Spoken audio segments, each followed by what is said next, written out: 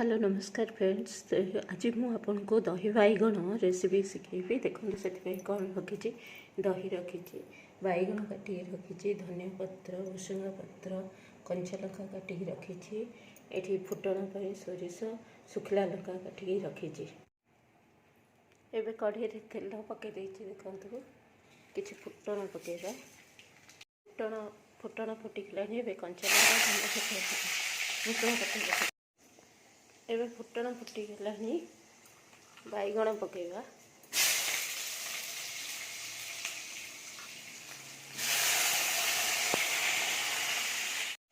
एवं बैगण किसी लुण पकेगा हलदी चाहिए पकेबे ना स्किप करें मुझे हलदी पकाऊँगी। एवं बैगण होगा बंद करदे ठंडा छाड़देवा। एवं दही रे मु देखु लंका गुंड चाट मसला कला लुण किसी धड़ा लुण पकई बोलदवा। आपण स्वाद अनुसार लुण पकेबे। यहाँ पूरा ठंडा हो जाए देखु एक से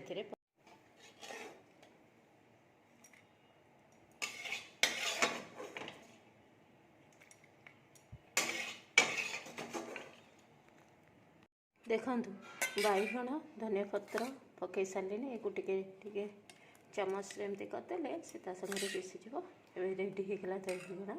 बहुत सरल सहज रेसिपी आप डाली नथिले दही बैगण करके भी भात रे खाई पारे। मो वीडियो भल लगे आप लाइक शेयर सब्सक्राइब करेंगे। आप दही बैगण केमती करती निश्चय कमेंट करेंगे।